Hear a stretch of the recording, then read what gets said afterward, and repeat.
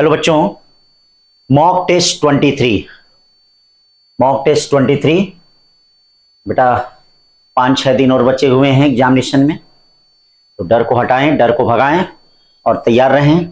चलिए देखिए mock test 23 इधर जो भैया मैंने आपसे कहा था जिन जिन चीजों को रिवाइज करने के लिए, उसी में से हम टेस्ट दे रहे हैं। देखें आप लोग कितना याद किए, कितना रिवाइज किए हैं, आप लोगों के मार्क्स से चलेगा। तो इस पेपर में भी बेटा मैंने जो जेईई 2024 के पेपर आए थे, क्वेश्चन आए थे, उन्हीं क्वेश्चनों में से बड़े अच्छे क्वेश्चन जो सिंपल क्वेश्चन है वो मैंने आपको टेस्ट में दिया है। देखें आप लोग रिवाइज किए नहीं कि नहीं किए हैं, तो उन्हीं टेस्टों में से मैंने क्या है उसको दिया है। अब अगर आप कर रहे हैं, अच्छा कर रहे हैं, आपको याद है तो बेटा सही है, कहीं घबराने की जरूरत नहीं है, सब अच्छा होगा। अपने आप पे विश्वास करें, ठीक है, सब अच्छा होगा। तो बेटा G the gravitational constant, U be the energy density, then which of the following quantity have the dimension as the U G. तो यू का मतलब ग्रेविटेशनल कांस्टेंट, जी का मतलब, तो अब रख लीजिए एनर्जी डेंसिटी का कितना होता है, देख लीजिए एनर्जी डेंसिटी का होता है ml-1 t पावर -2, और कैपिटल जी का क्या होता है m power -1 l power 3 t power -2। ये देखिए m से m कट गया, रूट में l का स्क्वायर आ गया t पावर -4, यानी lt -2। L2 -2 क्या लग रहा है, फोर्स पर यूनिट मास लग रहा है। फोर्स पर यूनिट मास है कहीं, हाँ दूसरा वाला है, ठीक है ना। फिर उसके बाद आ जाइए दूसरे क्वेश्चन में क्या कह रहा है बेटा, the angle between vector q and resultant of 2q 2p and 2q - 2p। तो देखो बेटा जब इनका हम रिजल्टेंट निकालेंगे तो ये 2p कट जाएगा, यानी 2q और 2q कितना हो जाएगा 4q। तो ये बताओ 4q और q के बीच का एंगल कितना हो जाएगा, 0 डिग्री। कितना सिंपल क्वेश्चन है, 0 डिग्री है। प्योर एनसीईआरटी से भाई क्वेश्चन बने हुए हैं, जो जेई के क्वेश्चन हैं, उसी में से मैंने कहा कि भैया आप लोग थोड़ा देख लीजिए, मैं बार बार कहता आ रहा हूं, इन चीजों को रिवाइज करते रहिए। चलिए 3 vector OP OQ are such magnitude दिया है a√x, the value of x। देखिए ये r दिया है और ये r दिया, तो ये बताओ r और r का रिजल्टेंट कितना हो जाएगा, r√2।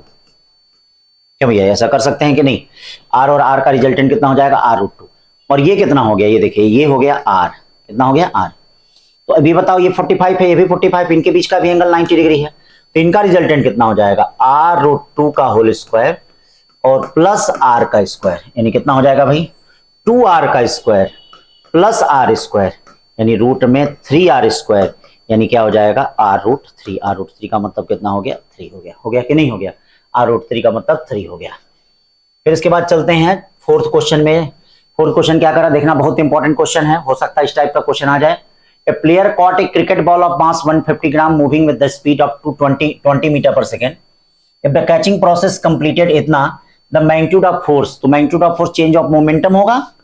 देखिए चेंज ऑफ मोमेंटम का मतलब mv अपॉन टाइम। अरे भाई जब उसके हाथ में आ जाएगा तो फाइनल मोमेंटम 0 हो जाएगा, तो फाइनल माइनस इनिशियल करेंगे तो ये mv अपॉन टाइम होगा। m देखिए दिया गया है 150 इंटू 10 पावर -3, देखिए v दिया गया है 20 अपॉन टाइम दिया गया 0.1, रख दीजिए, कोई न कोई आंसर आ जाएगा।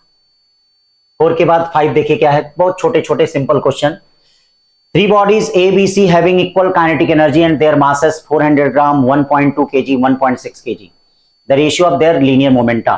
तो आप जानते हैं कि क्या होता है, K = P²/2m होता है, यानी P डायरेक्टली प्रोपोर्शनल टू किसके होगा, √m होगा। देखिए P डायरेक्टली प्रोपोर्शनल √m होगा, इसका मतलब P1 इंस्टू P2 इंस्टू P3 equal to √m1 इंस्टू √m2 इंस्टू √m3। क्यों भाई ये होगा, √m1 कितना हो जाएगा 0.4 हो जाएगा, √m2 कितना हो जाएगा 1.2, √m3 कितना हो जाएगा 1.6।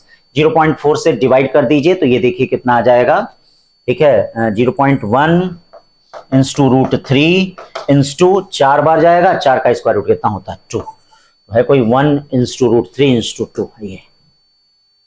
5 के बाद 6 देखें क्या कह रहा है, 6 कह रहा है बेटा the angular momentum of electron in hydrogen atom is proportional to angular momentum. तो बेटा अगर कोई इलेक्ट्रॉन किसी ऑर्बिट के चारों तरफ घूमता है तो आप जानते हैं कि उसका एंगुलर मोमेंटम कितना होता है, बोलिए NH/2π होता है। आपको ये भी पता होगा R directly proportional to n² होता है, या √R डायरेक्टली प्रोपोर्शनल टू कितना हो जाएगा n। क्यों बच्चा, √R directly proportional to n की जगह जरा रख दीजिए L डायरेक्टली प्रोपोर्शनल टू कितना हो जाएगा √R। L directly proportional to कितना हो गया √R, तो कौन सा ऑप्शन हो जाएगा 1। फिर 6 के बाद 7 देख लीजिए बेटा क्या है, सात कड़ा यूनिफॉर्म थिन मेटल प्लेट है, मास 10 kg दिया है, मास देखिए कितना दिया है, हाँ 10 kg, with dimension is shown, the ratio of x and y coordinate of centre of mass of plate is n/9, the value of n is, ठीक है। तो चलिए देखिए, अब इसको ऐसा करिए, तीन पार्ट में बांट लीजिए। तीन पार्ट का मतलब देखिए, एक पार्ट ये बन गया, देखिए एक पार्ट ये बन गया, एक पार्ट आपका ये बन गया, और एक पार्ट आपका ये बन गया, तीन पार्ट बन गया। चलिए तीन पार्ट में जरा अलग अलग इनका मास देख लीजिए। ये देखिए 3x1, इसकी साइज कितनी हो रही है, 3x1, इसकी साइज 1x1, इसकी साइज 1x1, ठीक है भाई। तो इसका मास हो गया 6 kg, ठीक है। ये तो डिसाइड कर लेंगे 2 kg और 2 kg, केवल 10 मतलब कितना, 3:1:1 का रेशियो है, तो प्रत्येक का मास कितना हो जाएगा, इसका 6 हो जाएगा, इसका 2 हो जाएगा, इसका 2 kg हो जाएगा, ठीक है ना भाई। तो ये मास निकल गया, ठीक है, 6 kg। अब आप क्या करिए, इसका जरा सेंटर ऑफ मास डिसाइड करिए। तो इसका सेंटर ऑफ मास बीचों बीच यहाँ, मतलब यहाँ कहीं होगा, तो यहाँ से कितना चलेंगे 1.5, और ये कितना चलेंगे, ये ध्यान दीजिएगा 1.5 का मतलब ये देखिए, ये 3/2 हो गया, कॉमा 3/2 कॉमा, ये ध्यान दीजिएगा, ये ऊपर कितना चलेंगे 1/2, ये इसका कोऑर्डिनेट हो गया। इसका जरा कोऑर्डिनेट देखते हैं, इसका कोऑर्डिनेट अगर चलेंगे तो ये देखिए 2.5, कितना, हाँ 2.5 का मतलब 5/2, ये देखिए 5/2 कॉमा, ये कितना हो जाएगा 1 और 1/2, यानी 3/2 हो जाएगा। कितना हो जाएगा 1 और, देखिए सही है ना, कहीं गड़बड़ ना हो, गड़बड़ हुआ तो खत्म। फिर यहाँ देखिए इसका क्या हो जाएगा 1/2, ये देखिए इसका कोऑर्डिनेट हो जाएगा कितना 1/2 कॉमा 3 कितना हो जाएगा, तो बस हो गया। क्या है, जब कोऑर्डिनेट पता हो गया तो आप जानते हैं एक्ससीएम वाईसीएम निकालना। देखिए भी एनसीईआरटी के बाहर नहीं है, जो एनसीईआरटी का उदाहरण है उसी से बना है। तो लास्ट मोमेंट में बेटा मैं आज फिर कहूंगा कि अगर आपने एनसीईआरटी का उदाहरण नहीं देखा तो कुछ नहीं देखा, ठीक है। तो इसलिए एनसीईआरटी का उदाहरण जरूर, एग्जाम्पल मैं कह रहा हूं, एग्जाम्पलर नहीं, उदाहरण जरूर देख लीजिएगा 11-12 का, लास्ट मोमेंट में मेरी बात मान लीजिए, ठीक है, नहीं तो फिर पछताना पड़ जाएगा। देखिएगा उससे प्रश्न जरूर बनेंगे, वही बनेगा डिट्टो, नीट में तो एकदम वही डिट्टो बनेगा, इसमें तो अलग अलग किया, उसमें तो एकदम वही बनेगा जो है उदाहरण ही उसका। तो अब देखो एक्ससीएम क्या हो जाएगा, जरा एक्ससीएम निकाल लो भाई, एक्ससीएम निकाल लो। इसका मास कितना 6, तो 6 इंटू कितना हो गया 3/2, प्लस इसका मास कितना हो गया 2 इंटू 1/2, प्लस इसका मास कितना हो गया 2 इंटू 5/2, अपॉन कितना हो जाएगा, ये देखिए अपॉन कितना हो गया 10, 2 से 3 हो गया, 2 से 2 कट गया, 2 से 2 कट गया, तो ये कितना हो गया 3 3 3 9 9 1 10 10 5 15 हो गया। चलिए वाईसीएम जरा निकाल लिया जाए। वाईसीएम निकालेंगे तो क्या होगा, ये देखिए 6 इंटू 1/2, ये देखिए 6 इंटू 1/2, 6 इंटू 1/2, प्लस ये कितना हो जाएगा 2 इंटू 3/2, प्लस ये कितना हो जाएगा 2 into 3/2, upon upon upon upon upon कितना हो जाएगा 10। देखिए 2 से 3 बार गया, 3 2 2 कट गया, 2 2 कट गया, 3 3 6 3 9 9 बाई कितना हो गया 10। एक्ससीएम अपॉन वाईसीएम कितना हो गया, ये देखिएगा 15/10 है ये। तो जब दोनों का रेशियो निकालेंगे तो 15/10 इंटू 9 बाई क्या 10, 10 10 कट गया, नहीं क्या गया 15/9 बच्चा लोग। 15/9 का मतलब ये देख लीजिए, एन की वैल्यू पूछा था, एन की वैल्यू कितनी हो जाएगी 15 15 15, 1 सही है, 15 हो गया, ठीक है। 7 के बाद 8 चलते हैं बेटा, क्या करा है, match list first with list second. देखिए बड़ा अच्छा है, हो सकता है इसमें से जरूर कुछ ना कुछ मिल जाए। काइनेटिक एनर्जी ऑफ प्लेनेट आप जानते होंगे बेटा, काइनेटिक एनर्जी ऑफ प्लेनेट जो होता है वो कितना होता है, मतलब टोटल एनर्जी के निगेटिव के बराबर होता है। Total energy minus half GMEM/2R होता है। तो देखो इसको माइनस को प्लस कर दो तो यही काइनेटिक एनर्जी हो जाती है। Gravitational potential energy of planet ये कितना होता है, ये देखिए माइनस GMA/A होता है। टोटल मैकेनिकल एनर्जी याद रखिएगा ये निगेटिव में होती है। और स्केप एनर्जी कितनी होती है, escape energy of surface of planet of unit mass, unit mass का मतलब वो पोटेंशियल एनर्जी के बराबर होती है, पोटेंशियल एनर्जी के बराबर होती है। अभी इस आधार पे सेट कर लीजिए, ठीक है। 8 के बाद 9वें पे चलते हैं बेटा, देखो बड़ा अच्छा क्वेश्चन, हो सकता है इस टाइप का क्वेश्चन मिल जाए। 2 satellite and B go round a planet in the circular orbit having radii 4r and r, ठीक है। अब ये देखिए सबसे पहले ये देखिए वेलोसिटी, इसके वेलोसिटी कितनी होती है रूट में 2gm बाई कितना होता है r। तो अगर ये 4 गुना हो रहा है इसका मतलब स्क्वायर रूट इसका 2 गुना होगा, तो 2 गुना होगा, ठीक है। तो ये ध्यान दीजिए, फिर कह रहा है कि the speed of B will be, speed of B will be, तो अब speed of B will be कितना हो जाएगा, इसको क्या कहेंगे 3v, तो अब v कितना हो जाएगा रूट में 2gme अपॉन कितना हो जा रहा 4r। Planet in the circular orbit having radius 4r if there speed a v 3v। अब इनको हम पलटेंगे तो यहां पे कितना हो जाएगा 3v है, if the speed of a is 3v, हाँ 3v की स्पीड है, तो इसका स्क्वायर रूट कितना हो जाएगा 2। 2 और 3 का मल्टीप्लाई करेंगे तो ये देखिए कितना आ जाएगा, 2 और 3 का मल्टीप्लाई करेंगे तो कितना हो जाएगा 6 time. A 2 satellite A and B go round planet in the circular orbit having radii 4r and r respectively, the speed A and B. एक मिनट देखना बेटा, यहाँ कुछ दिया नहीं, कांस्टेंट मास नहीं दिया है, कोई वर्ड बोला नहीं है, तो कोई वर्ड नहीं बोला होगा तो अब क्या है, 2 satellite A and B planet in the circular orbit having radii 4r and r respectively, if the speed of a is 3v then the speed of b will be। तो एक चीज जरा ध्यान देना यहाँ पे, ठीक है, जब कुछ बोला ना हो तो उसको आप क्या है orbit having radii constant density के टर्म में लेके चलिए, क्योंकि डेंसिटी कांस्टेंट अच्छा उसका 4r है, सॉरी वो सही है, सही, कुछ नहीं दिया है तो ठीक है, आप कर सकते हैं यहाँ से v मतलब 3 हो गया इंटू अंडर रूट, देखो ये गड़बड़ हो जा रहा है 2gm/4r, और ये कितना v निकालना है, अंडर रूट 2gm बाई कितना हो गया r हो गया, सही है कोई बात नहीं, ठीक है। अब इसको यहाँ मल्टीप्लाई कर सकते हैं, यानी v इक्वल टू कितना हो जाएगा 6v हो जाएगा, कितना हो जाएगा 6v, ठीक। 9 के बाद 10 पे चलते हैं। 10 क्या करा, angle of contact angle between a solid and liquid is property of the material of solid and liquid as well as, ठीक है भैया, सही है करा है। Statement second, the rise of liquid in the capillary tube does not, नहीं depend करता भैया, इनर रेडियस पे डिपेंड करता है, H inversely proportional to r, ये गलत है और ये सही है, ठीक है ना, ये सही है, देखिएगा अच्छी चीजें हैं। 11 क्वेश्चन क्या करा है, on Celsius scale temperature of body increase by 40 degree centigrade. तो बेटा जरा सेल्सियस स्केल देखो, ये 0 डिग्री से शुरू है और 100 डिग्री सेंटीग्रेड तक चलता है, और फॉरेनहाइट स्केल जरा देखो, ये 32 डिग्री फॉरेनहाइट से शुरू है और 180 डिग्री फॉरेनहाइट तक है।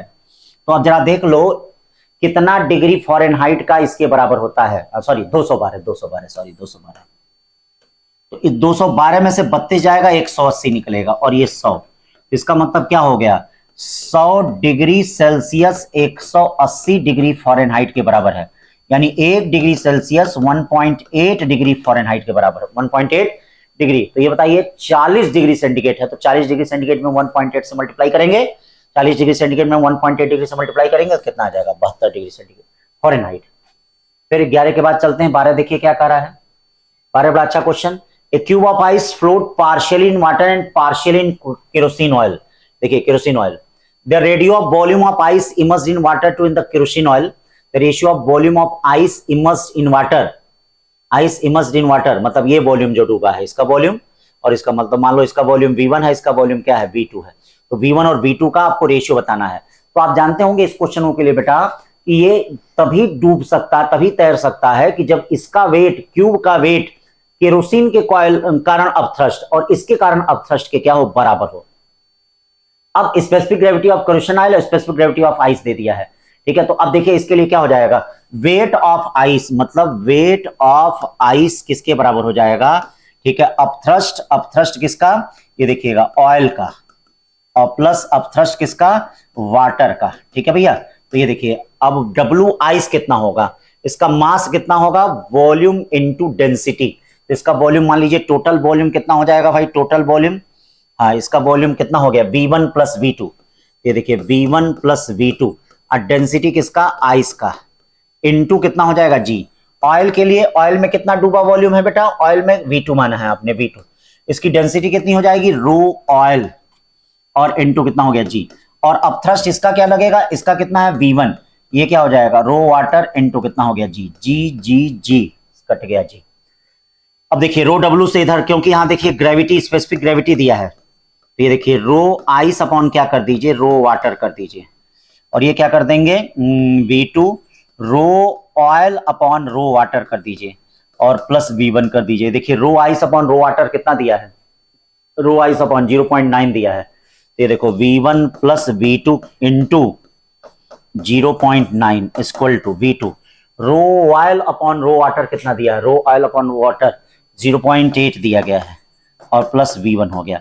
एक काम करिए 0.9 में से 0.91 में से 0.9 जाएगा 0.1 आएगा, और 0.8 में से ये जाएगा 0.1 V2 आएगा, तो इसका मतलब V1 और V2 का रेशियो 1:, कितना हो जाएगा 1, ठीक है भाई। तो ध्यान देना, ये सब क्वेश्चन बड़े अच्छे क्वेश्चन हैं।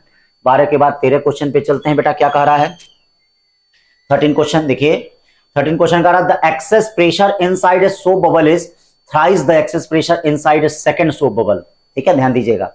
Excess pressure inside the soap bubble, तो एक्सेस प्रेशर कितना होता है भैया 4s/r1 equal to thrice 4s/r2। इसका मतलब इनका रिलेशन क्या हो जाएगा, R2 इक्वल टू 3r1 का रिलेशन हो जाएगा।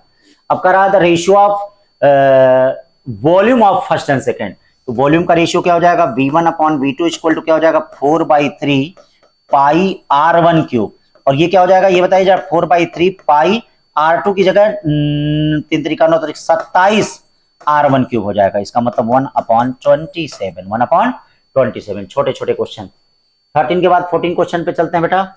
ये क्या कर रहा है, ये देखिए प्रेशर और वॉल्यूम ग्राफ दे दिया है। क्या दे दिया है, हाँ ये देखना, इधर सीसी में होगा, इधर क्या होगा सीसी। एक सीसी में कितना मीटर होता है 10⁻⁶ मीटर क्यूब होता है।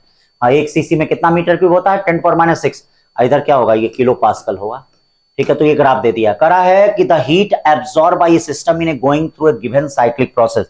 तो बेटा ये साइक्लिक प्रोसेस आपका, आप जानते हैं साइक्लिक प्रोसेस में डेल्टा यू क्या होता है 0 होता है। तो इसका मतलब डेल्टा क्यू जो है वह डेल्टा डब्ल्यू के बराबर होगा, डेल्टा क्यू डेल्टा डब्ल्यू के बराबर होगा।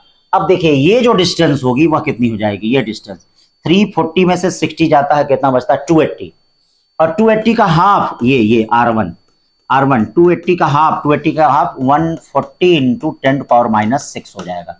उसी तरह से ये वाली डिस्टेंस, ये भी क्या 360 में से 60 जाए 280 का हाफ, यानी ये वाली डिस्टेंस R2 इक्वल टू कितना हो जाएगा, R2 इक्वल टू 140 इंटू 10⁻³ हो जाएगा।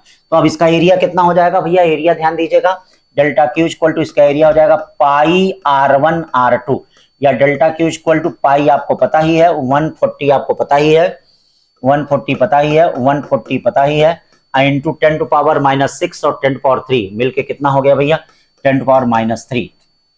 ठीक है, पाई का मतलब आपको 22/7 पता ही है, एक 14 इंटू 14 इंटू 10⁻⁻1 हो गया, 7 से 2 बार चला गया। ठीक है, अब यहाँ पे आप इसको मल्टीप्लाई कर सकते हैं, 22 × 28 कर लीजिए इंटू 10⁻⁻1, कोई ना कोई आ जाएगा। ठीक है ना। 14 के बाद 15 चलते हैं बेटा। क्या कर रहा है, volume of an ideal gas gamma देखो दे दिया है 1.5, इट चेंज एडियाबेटिकली। एडियाबेटिकली का मतलब पायसन रूल। कौन सा रूल होता है एडियाबेटिक में, ध्यान देना, जब भी एडियाबेटिक की बात करते हैं तो पायसन रूल होता है, फ्रॉम 5 लीटर टू 4 लीटर। मतलब ये देखो ये V1 हो गया, ये V2 हो गया, the ratio of initial pressure to final pressure. तो ये बताइए पायसन रूल क्या होता है, पायसन रूल होता है P1 V1 पे गामा, P2 V2 पे गामा। तो आपसे क्या करा, P1/P2 का रेशियो पूछ रहा है, या V2/V1 पे क्या हो जाएगा गामा। ये बताइए V2 कितना होगा 4/5, 4/5 पे गामा कितना होगा, गामा हो गया 3/2। 3/2 का मतलब क्या हो गया, पहले इसका क्यूब करें, तो क्यूब करेंगे 4 चौके 16 चौके 64, ये करेंगे 125, फिर स्क्वायर रूट करें, 8 बचेगा, इसका 5√5 बचेगा। तो है कोई ऑप्शन, एकदम है, सॉरी 5√5 ठीक है। 15 के बाद 16 पे चलते हैं, देखते हैं, बड़ा अच्छा क्वेश्चन है। 10 नॉन रिजिड डायटोमिक, याद रखिएगा नॉन रिजिड डायटम, इसका डिग्री ऑफ फ्रीडम कितना होता है 7, रिजिड वाले का देखिए 5 होता है, नॉन रिजिड डायटोमिक का 7। मॉलिक्यूल्स एट टेम्परेचर T, कितने टेम्परेचर पे T, एनर्जी, तो कितनी एनर्जी हो जाएगी एक का कितना होता है 1/2 FR, क्या मॉलिक्यूल है ना, हाँ तो ये लिया जाएगा kBT होता है। n का कितने में है 10 है, तो 10 का कितना हो जाएगा 10/2, यानी 10/2 का मतलब 5, F कितना हो जाएगा 7 kB इंटू T, यानी कितना हो गया 35 kBT, 35 kBT। 16 के बाद 17 में चलते हैं, देखिए भैया, the mean free path of gas molecule is inversely proportional to square of molecule diameter. ठीक है भैया, एकदम सही कर रहा है। लैम्डा इक्वल टू क्या होता है बताइए 1/√2 पाई n d का स्क्वायर, देखिएगा एकदम सिंपल। ठीक है, एकदम सही कर रहा है। Statement second, average kinetic energy of gas molecule direct, एकदम कर रहा है सही, इक्वल टू कितना होता है भैया 3/2 kBT होता है। ये देखिए T के डायरेक्ट प्रोपोर्शनल होता है, एकदम सही कर रहा है। स्टेटमेंट फर्स्ट और स्टेटमेंट सेकंड दोनों सही है। चलते हैं 18 क्वेश्चन पे। क्या कर रहा है, infinite long positively charge state thread has linear charge density lambda. ये देखिएगा लीनियर चार्ज डेंसिटी ए लैम्डा है। करा इससे r डिस्टेंस पे जरा काइनेटिक एनर्जी निकालें। क्या निकालें, तो आप बताइए अगर इलेक्ट्रॉन इसके चारों तरफ रिवॉल्व कर रहा है बेटा, तो ये बताओ इसको सेंट्रीफ्यूगल फोर्स कौन प्रोवाइड कर रहा है, इस पे इलेक्ट्रिक फोर्स किधर होगा EE, और सेंट्रीफ्यूगल फोर्स किधर होगा बच्चा, mv²/r। क्यों, सेंट्रीफ्यूगल फोर्स तो बाहर की तरफ लगता है, तो अगर इलेक्ट्रॉन इस लाइन चार्ज के चारों तरफ रिवॉल्व कर रहा है तो इसको सेंट्रीफ्यूगल फोर्स ही ये प्रोवाइड करेगा, यानी mv²/r कौन हो जाएगा, ध्यान दीजिएगा, mv²/r किसके बराबर हो जाएगा, ई के बराबर हो जाएगा। किसके बराबर हो जाएगा, ध्यान दीजिएगा, mv²/r ई के बराबर, या mv²/r किसके बराबर हो जाएगा, ध्यान दीजिएगा, ई का मतलब 2k λ/, कितना हो जाएगा, r। अब देखिए कट गया, इधर आइए, हाफ mv² इक्वल टू क्या हो गया, ई के लैम्डा। अब बताइए क्या यह डिस्टेंस पे डिपेंड कर रहा है, बोलिए क्या यह फार्मूला डिस्टेंस पे डिपेंड कर रहा है, नहीं कर रहा है डिस्टेंस पे। तो काइनेटिक एनर्जी और आर के बीच का ग्राफ कौन सा हो गया, ये देखिए तीसरा वाला हो गया। कौन सा हो गया, तीसरा वाला, ये काइनेटिक एनर्जी और आर के बीच का, सॉरी कौन सा, अरे भाई काइनेटिक एनर्जी आर से इंडिपेंडेंट होगा, सॉरी बेटा, दूसरा वाला होगा। कौन सा होगा, सेकंड होगा। अब देखो ये कह रहा है 19 question, a closed and open organ pipe have same length if the ratio of frequency of their seventh overtone। याद रखिएगा, जब भी ओवरटोन की बात आई, सब मैं शॉर्ट में सब लिखवाया हूं ओवरटोन की, तो क्लोज के लिए हमेशा याद रखें, क्लोज के लिए 2n+1 v/4l। ठीक है, जब ओवरटोन की बात हो, हार्मोनिक की नहीं, ओवरटोन की मैं बात कर रहा हूं। और याद रखें ओपन के लिए याद रखें n+1 v/ कितना 2l, ये ध्यान रखें, जरूर रखेंगे। तो सेवेंथ ओवरटोन कह रहा है, तो सेवेंथ ओवरटोन कितना हो जाएगा, 7 दूनी 14 15 v/4l, और इसका क्या हो जाएगा, 7 1 8 v/ कितना हो जाएगा 2l। ये देखो v/l कट गया, 2 से 2 कट गया, यानी 15 कितना हो गया 16। मतलब सेवेंथ ओवरटोन इन दोनों का 15/16 हो गया। ये किसके बराबर है, a-1/a के बराबर है, तो हमको a की वैल्यू निकालनी है। तो ये देखिए a-1/a है, तो 15a इक्वल टू क्या हो जाएगा 16a-16। अब देखिए 16 में से 15 जाएगा तो कितना बचेगा, a इक्वल टू कितना बचेगा 16, a इक्वल टू 16। ठीक है भाई, 19 के बाद देखिए 20 वाला क्वेश्चन बड़ा प्यारा क्वेश्चन है। ठीक है, एकदम देखिए सब एकदम सिंपल क्वेश्चन है, सारे एनसीईआरटी की लाइन है। ठीक है, अगर वह सब आप पढ़ रहे हैं तो कहीं डरने की जरूरत नहीं है बेटा, अगर आपने मेहनत किया है, पढ़ रहे हैं, तो कहीं बाहर से कोई क्वेश्चन नहीं आएगा। एकदम समझ लीजिए जो मैं बात कह रहा हूं इस बात को। ठीक है, एकदम दिमाग में बैठा लीजिए, बाहर का कोई क्वेश्चन नहीं आएगा।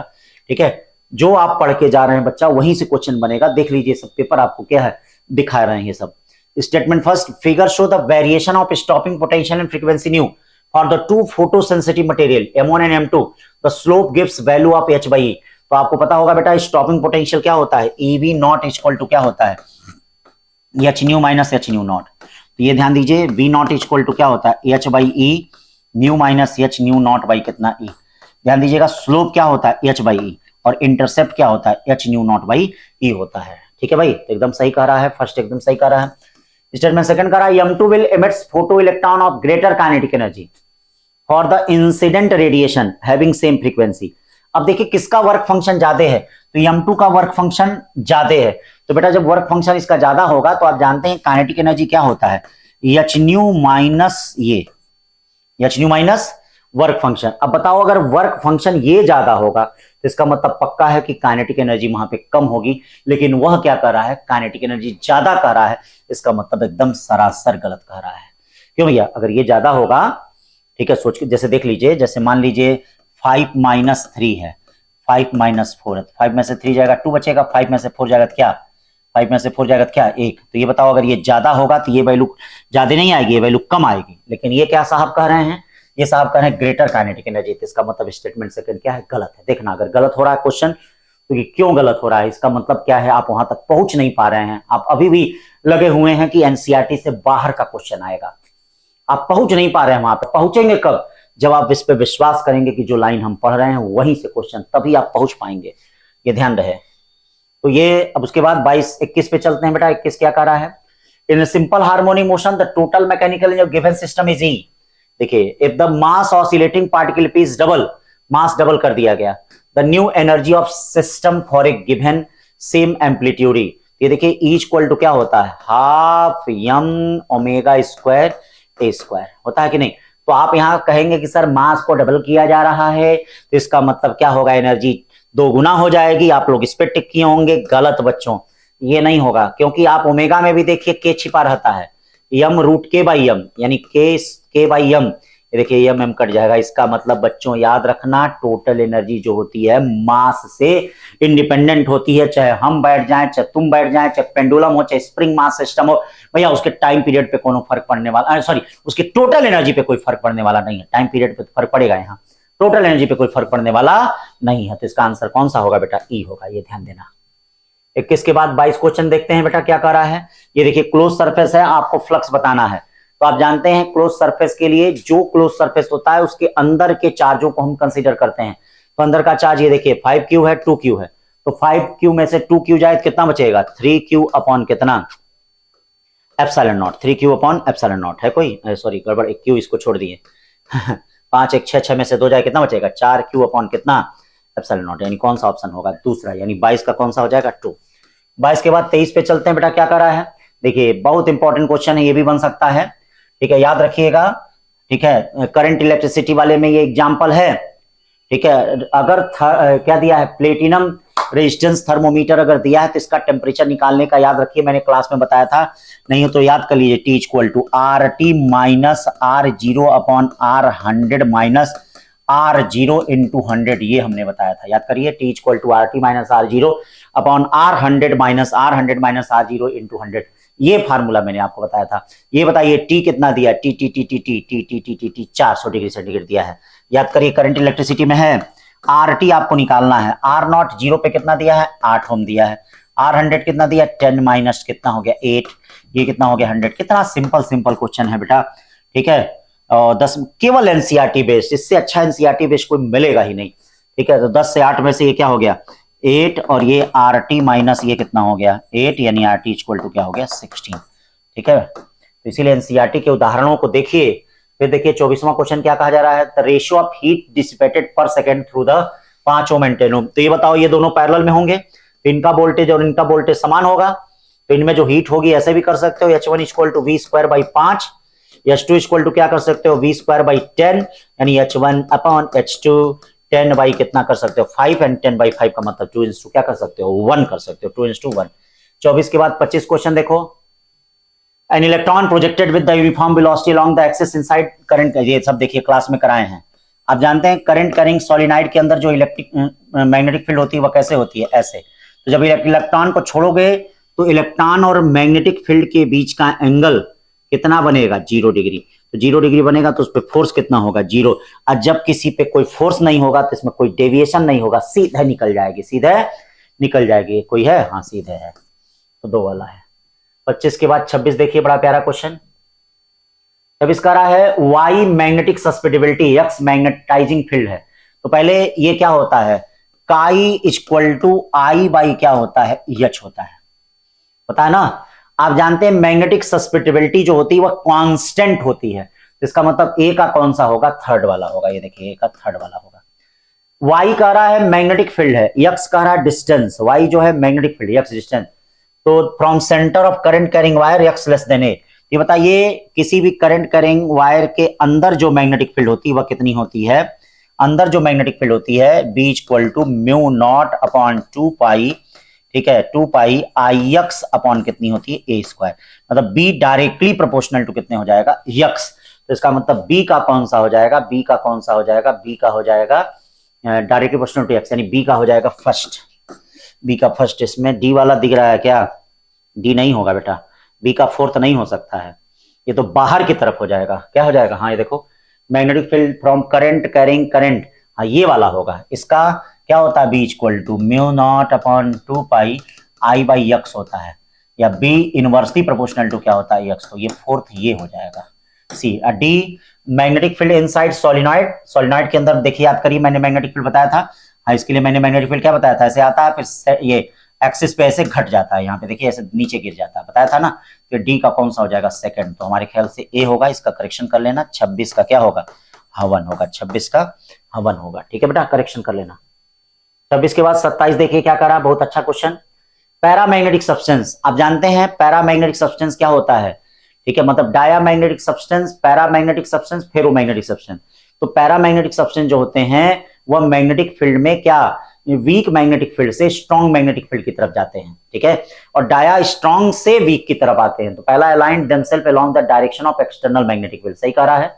एक्सटर्नल मैग्नेटिक फील्ड के ही डायरेक्शन में जाता है, और डाया वाला एक्सटर्नल के विपरीत अट्रैक्ट स्ट्रांगली, स्ट्रांगली नहीं, फेरोमैग्नेटिक स्ट्रांगली अट्रैक्ट करता है, गलत है। है सस्पेक्टिबिलिटी मोर देन जीरो, हाँ ये सही कह रहा है। रिलेटिव परमिबिलिटी सस्पेक्टिबिलिटी, जैसे डाया का सस्पेक्टिबिलिटी निगेटिव होता है, इसका सस्पेक्टिबिलिटी पॉजिटिव होता है, तो मोर देन जीरो होता है। Move from region to strong, strong नहीं, देखिए स्ट्रॉन्ग से नहीं होता है, स्ट्रॉन्ग से नहीं, वीक मैग्नेटिक फील्ड से स्ट्रॉन्ग में जाता है, तो इसीलिए डी भी गलत है, तो ए और सी सही है, तो 4। देखिए कितना सिंपल सिंपल जो एनसीईआरटी की बात जो हमने क्लास में आपको लिखवाया है वही एकदम डिट्टो क्वेश्चन छपा हुआ। ऐसे बेटा 5 मई के दिन भी मिलेगा, जैसे ये जेई के पेपरों में मिला है, सिर्फ 5 मई को भी मिलेगा। विश्वास करिए बेटा, जो भी हमने मेहनत की है एकदम मिलेगा, ठीक है। हम दोनों लोगों की मेहनत क्या है, बेकार नहीं जाएगी, बस एकदम विश्वास किए रहिए कि आप होंगे कामयाब, ये ध्यान रखें। तो गैलोमीटर ऑफ रेजिस्टेंस कितना है, 100 ओम, ये देखिए जी 100 ओम। कनेक्टेंस सीरीज, सीरीज क्या है आर, कितना 10 वोल्ट, इससे क्या निकाल दीजिए, आईजी निकाल दीजिए, ठीक है। तो V इक्वल टू क्या होता है, ये देखिए आईजी जी प्लस कितना होता है, आर होता है। V कितना दे दिया है बेटा, V दे दिया है 10, आईजी कितना है निकालना है, और ये क्या हो जाएगा 500, यानी आईजी इक्वल टू कितना हो जाएगा 1/50 हो जाएगा। अब कह रहा है कि इसको हमको क्या बनाना है, अमीटर में बनाना है, तो अमीटर में बनाने के लिए क्या करना पड़ेगा, IG G equal to I minus IG into yes, ठीक है, ये अमीटर में।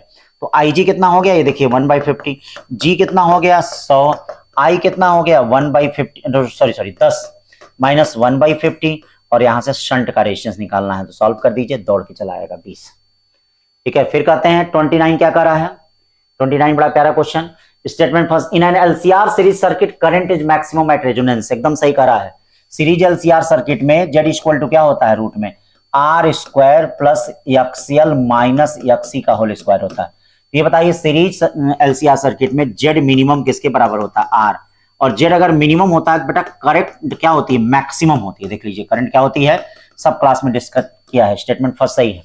स्टेटमेंट सेकंड क्या कहा, currently in the purely resistive circuit can never be less, current in the purely resistive circuit can never be less than that in a series LCR circuit when connected to purely resistive circuit can never be less than connected to same voltage source. तो ये बताओ जब हम किसकी बात करेंगे, purely resistive circuit की बात करेंगे, तो V अपॉन कितना होगा, खाली R होगा, V अपॉन क्या होगा, केवल R होगा।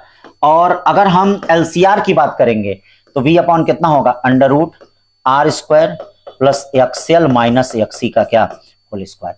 ये बताओ ये वैल्यू क्या होगी, current in purely resistive circuit can never be less then that in a series LCR circuit when connected to same voltage source। तो अब यहां देख लीजिए can never be less than, मतलब यहां देखिए मान लीजिए ये 5 होता है तो ये 5 से ज्यादा ये थोड़ा होगा, ये जब भी होगा तो 5 से थोड़ा ज्यादा होगा तो ये कम होगा, कम का मतलब ये वाला ज्यादा होगा, यानी कहने का मतलब देख लीजिए अगर ये 5 है तो ये 5 से थोड़ा सा ज्यादा होगा, जब 5 से थोड़ा ज्यादा होगा तो ये वैल्यू कम आएगी तो इसका मतलब ये ज्यादा होगा। तो कह रहा current in the purely resistive circuit can never be less than that in series LCR circuit, मतलब कभी भी कम नहीं होती, हमेशा ज्यादा ही होती, सही बात कर रहा है, ठीक है। इसका मतलब स्टेटमेंट फर्स्ट और स्टेटमेंट सेकंड दोनों सही है। बहुत प्यारा क्वेश्चन, मैं बार बार कह रहा हूं स्टेटमेंट और असर्शन रीजन के भी क्वेश्चन एकदम फार्मूले से ही बनेंगे बेटा, मैंने क्लास में भी चिल्ला चिल्ला के कह रहा हूं, आज भी मैं कह रहा हूं, देख लीजिए ये सब क्वेश्चन जो बने भाई, NTA ही इस क्वेश्चनों को बनाया है, मैंने नहीं बनाया है, मैं तो बस आप लोगों का टेस्ट लेने के लिए दे रहा हूं। अब ये मत कहिए सर वहीं से दे दिए हैं, मैंने आपसे कहा था वहीं से पेपर भी बनेगा, एनसीईआरटी एग्जाम्पलर के भी ऑब्जेक्टिव सब लगा लीजिए। हाँ कल एनसीईआरटी एग्जाम्पलर के ऑब्जेक्टिव रहेंगे, कुछ IIT के भी एक पेपर बचा हुआ, IIT के क्वेश्चन सब दे देंगे, हाँ ताकि आप इससे पता चले कि हाँ क्या है। IIT का वो भी कौन आसान क्वेश्चन, बहुत कठिन नहीं, और देखना उसमें से 2-4 मिल भी जाएगा जो आसान देंगे। अब 30वां क्वेश्चन क्या करा, बल्ब एंड कैपेसिटर, देखो क्लास में भी पढ़ाया है, bulb and capacitor are connected in series across the AC supply. चलो भैया बल्ब और कैपेसिटर को जरा जोड़ दो, ये देखो बल्ब हो गया बेटा, ये कैपेसिटर हो गया, कैपेसिटर हो गया, ये जरा बल्ब हो गया, इनको जरा जोड़ दीजिए। देखिए AC सोर्स से जुड़े हुए हैं तो इनका Z जरा निकाल दीजिए, Z निकालेंगे तो क्या हो जाएगा, Z निकालेंगे तो R स्क्वायर प्लस 1/ω/c का होल स्क्वायर। तो बेटा ये बताइए अगर कैपेसिटेंस बढ़ेगा, ये देखिए ये वैल्यू बढ़ेगी, डाइलेक्ट्रिक मीडियम लाने बढ़ेगा तो ये पूरा वैल्यू क्या होगा, घटेगा। अब पूरा वैल्यू घटेगा तो Z equal to V by क्या होता है, V/Z होता है। अगर ये घटेगा तो बेटा करंट क्या होगा, बढ़ेगा, तो इसका मतलब करंट क्या है, इंक्रीज करेगा। मे भी क्वेश्चन ये भी आ सकता है, ठीक है। 30 के बाद 31 तो मिला ही लेंगे, आप लोग मिला लीजिएगा, हाँ याद करके याद रखिएगा, ये सब डाटा याद रहे। 31 के बाद 32 बेटा, बड़ा अच्छा क्वेश्चन है। करा two wavelength lambda 1 and lambda 2, देखिएगा दो वेवलेंथ दिया गया है, lambda lambda used in the young double slit experiment. Lambda 1 450 nanometer है और लैम्डा 2 650 नैनोमीटर है। The minimum order of the produce by lambda 2 is overlap in the, हाँ तो इसका मतलब क्या होना चाहिए, n1 lambda 1 equal to n2 lambda 2। आपको बताया मैंने क्लास में, हमको n पूछ रहा है, क्या पूछ रहा है n, तो देख लेते हैं n1 और n2 का रेशियो क्या आता है। n1 और n2 का रेशियो ही यहाँ कंसीडर किया जाता है, लैम्डा 2 अपॉन लैम्डा 1 आएगा। ठीक है, n पूछ रहा है, क्या पूछ रहा है, which the minimum order of fringe produce by lambda 2, अच्छा n2 पूछ रहा है भैया, n2 बाई n1 पूछ रहा है, क्या पूछ रहा है देखिएगा। चलिए कोई बात नहीं, पहले यहाँ निकाल लेते हैं। n1 लैम्डा 1 कितना हो जाएगा 450 और n2 लैम्डा 2 कितना हो जाएगा जरा देखिएगा 650। तो किससे कटेगा, 5 से 0 0 कट गया, देखिए n1 9, n2 कितना हो गया, ये 13 हो गया। इसका मतलब n2 बाई 9 कितना हो जाएगा, n2 बाई n1 9 बटा 13, n2 पूछ रहा है बेटा, n2 पूछ रहा है, तो कितना हो जाएगा 9, कितना 9 फ्रिंज उसका 13 फ्रिंज से कोइंसाइड करेगा। 33 क्या करा बेटा, 33 when the white light pass through the prism the red light bends lesser than क्या करा है, हाँ लेसर देन येलो वायलेट, सही कह रहा है। आप जानते हैं कि डेविएशन प्रिज्म से जब लाइट निकलती है, डेविएशन क्या होता है, म्यू माइनस 1 इंटू ए। किसका रिफ्रैक्टिव इंडेक्स ज्यादा होता है, वायलेट कलर का ज्यादा होता है, मतलब रेड कलर का सबसे कम होता है, तो रेड कलर का सबसे कम होता है तो इसलिए उसका डेविएशन भी सबसे कम होता है। इसका मतलब एकदम सही कह रहा है, ठीक है ना भाई, बहुत सही कह रहा है। The refractive index of different for different wavelength in dispersive power, सही बात है, रिफ्रैक्टिव इंडेक्स अलग अलग होता है, इसीलिए सबका डिस्पर्सिव पावर भी क्या है, अलग अलग होता है। तो स्टेटमेंट सेकंड भी सही कह रहा है, 33 का फर्स्ट एंड सेकंड। चौथी देखिए एनसीईआरटी का एकदम क्वेश्चन है, देखिए जेई में आया हुआ है, इसी वर्ष आया हुआ है और मैंने इसको टिक भी कराया था, तो एनसीईआरटी का एकदम हूबहू क्वेश्चन है बेटा, बहुत प्यारा क्वेश्चन है, जरूर लगाना, हो सकता है कि नीट में इस साल जरूर आ जाए, आएगा जरूर आएगा कभी न कभी, और हमको लगता है इसी साल आ जाएगा। ठीक है, तो देखिए the position of the image form by the combination of lens, 3 lens हैं, घबराइएगा मत, बहुत आसान क्वेश्चन होता है बेटा। तो पहले हम इसके कारण इमेज निकालेंगे, इसके कारण इमेज इसके लिए ऑब्जेक्ट का काम करेगा और इसकी इमेज इसके लिए ऑब्जेक्ट काम करेगी। तो आप जानते हैं जिधर से रे जाती है उधर का सब कुछ निगेटिव होता है, इधर का सब कुछ निगेटिव, इधर का सब कुछ पॉजिटिव। तो अब यहां देखिए पहले लेंस के लिए आ जाइए, पहले L1 के लिए आ जाइए। L1 के लिए U कितना दे दिया है -30 और F1 कितना दे दिया है 10। आपसे V पूछ रहा है, ये बताइए ये क्या हो जाएगा 1/f कितना हो गया 10, ये कितना हो जाएगा V और माइनस माइनस प्लस 1/30 या V इक्वल टू कितना हो जाएगा, V इक्वल टू हो जाएगा कितना, कैलकुलेट करिए 1/10 माइनस 1/30, ठीक है, ये कितना आ जाएगा 30 आ गया। एलसीएम 10 से कितनी बार जाता है 3 और ये कितना हो जाता है 1, 3 में से 1 जाता है तो कितना बचता है 2, यानी V इक्वल टू +15, यानी इमेज कहीं इधर बनेगी, इधर इमेज इधर कहीं बनेगी। ठीक है, तो ये देखिए 5 सेंटीमीटर पे है तो पहली इमेज इससे 15 सेंटीमीटर पे, यानी पहली इमेज यहां बनती है I1, मतलब इस लेंस से कितने पे बनेगी, अगर ये 5 सेंटीमीटर इस लेंस से 10 सेंटीमीटर पे बनेगी। तो अब ऑल L2 के लिए, L2 के लिए U कितना हो गया +10, याद रखना, हाँ ये इसमें से होके जा रहा है तो U माइनस मत लेना, U प्लस लेना। U कितना हो गया प्लस, F कितना हो गया भैया F2 हो गया, F2 हो गया इसका -10, -10 है, हाँ -10 है, ये देखना -10 है बेटा, -10 B निकालना है। तो अब देखिए 1/-10 1/V ये देखिए V क्या मिल रहा है, इन्फिनिटी पे मिल रहा है, इसका मतलब इसके कारण इमेज कहां मिल रही है, इन्फिनिटी पे।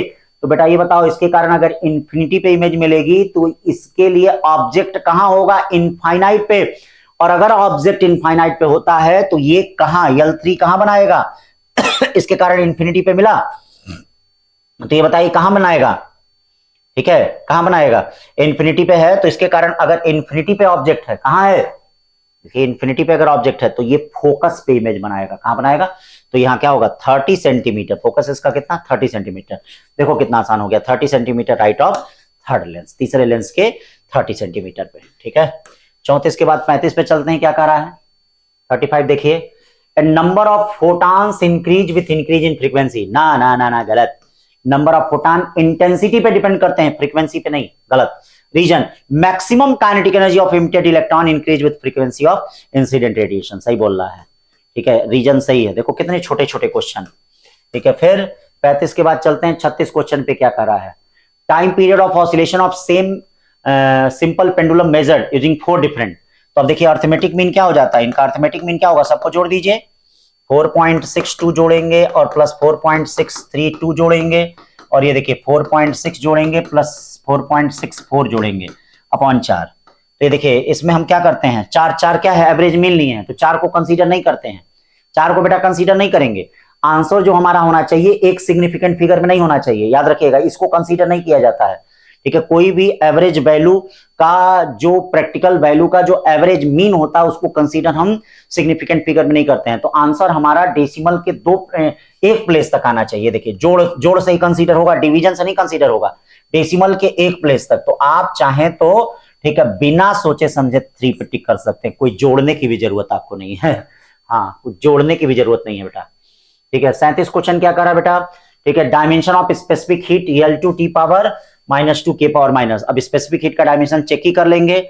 अब देख लीजिए हमको फर्स्ट करेक्ट लग रहा है, dimension of gas constant, gas constant का ये नहीं होता है, mL2T पावर -2 होता है। तो सेकंड क्या लग रहा है, गलत लग रहा है, सेकंड क्या लग रहा है, गलत। 37 के बाद 38 क्वेश्चन देखिए, ट्रेन स्टार्टिंग फ्रॉम रेस्ट।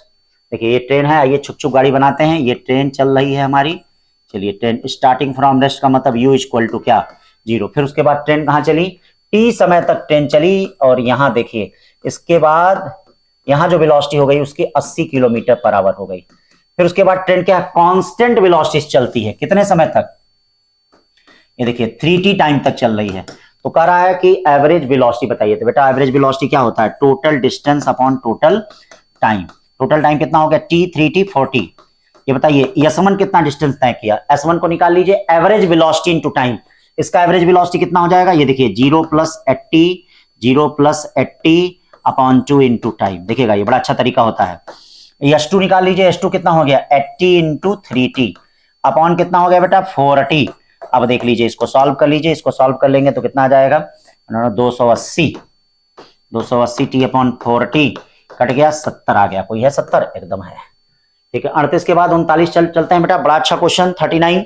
अब 39 क्या कर रहा है देख लीजिए, 39 कर रहा है light unstretchable string passing over a smooth light pulley connected, ये देखिए connected to block of masses M1 and M2। तो यह आपको पता ही होगा, एकदम रटाया गया होगा भैया कि अगर पुली से 2 लोग लटके हैं तो उनका एक्सीलरेशन कितना होता है, M2 - M1 G अपॉन कितना होता है बच्चों, बोलो M1 + M2, ठीक है। अब ये सब क्वेश्चन हो सकता है मे भी इस साल दे दे। ए की वैल्यू G/8 दी गई है, ए की वैल्यू देखिए G/8 दी गई है, G/8 equal to M2 - M1 G upon कितना हो गया M1 + M2। ये देखिए G से G कट गया, अब यहां से M2/M1 निकाल लीजिए, दौड़ के चला आएगा।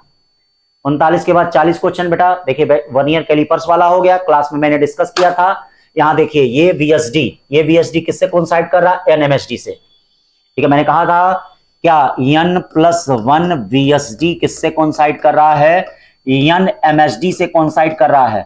1 VSD किससे कोइंसाइड करेगा, N/N+1 MSD से करेगा, किससे करेगा, N/N+1 MSD से करेगा, ठीक है। लीस्ट काउंट कितना होता है बच्चों, MSD - VSD, याद है ना, MSD, और ये देखो VSD कितना हो गया -N/N+1 MSD। MSD की वैल्यू दिया है, MSD की वैल्यू कहां दिया हो, 1 मेन स्केल, हाँ M यूनिट दिया है, ये देखिए MSD, यहाँ LCM ले लीजिए, N+1 - N/N+1, और ये क्या हो गया MSD, ये क्या हो गया N से N कट गया, यानी 1/N+1, MSD कितना हो गया M, M/N+1 हो गया। 40 क्वेश्चन।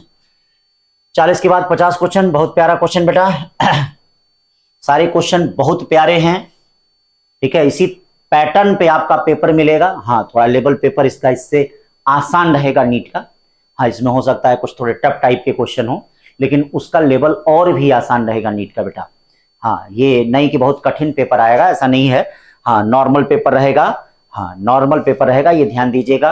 हाँ मिला जुला, ऐसा नहीं फिजिक्स का, अब ये नहीं कि पिछले साल बायो कठिन आई थी तो पिछले साल केमिस्ट्री कठिन आई थी तो इस साल फिजिक्स कठिन आएगी, ठीक है। तो बहुत कठिन नहीं दे सकते हैं भैया, बायो के बच्चों के लिए इतनी कठिन फिजिक्स नहीं देख रहे हैं, मैथ के बच्चों के लिए दे ही नहीं पा रहे हैं, तो बायो ही बेचारे मिले हैं, बायो के बच्चे ही मिले हैं। मैथ के बच्चों के लिए तो कमाने कबूतर वाली फिजिक्स आ रही है, तो बायो के बच्चे ही मिले हैं कठिन फिजिक्स देने के लिए। आप बस पूरी फिजिक्स पढ़े रहिए, पूरी एनसीईआरटी पढ़े रहिए, पूरा पीवाईक्यू लगाए रहिए, ठीक है, नीट का पीवाईक्यू लगाए रहिए, एनसीईआरटी एग्जाम्पल लगाए रहिए, एनसीईआरटी का उदाहरण लगाए रहिए, देखिए उससे बाहर का आएगा ही नहीं कुछ, सब उसी के अंदर का मिल जाएगा।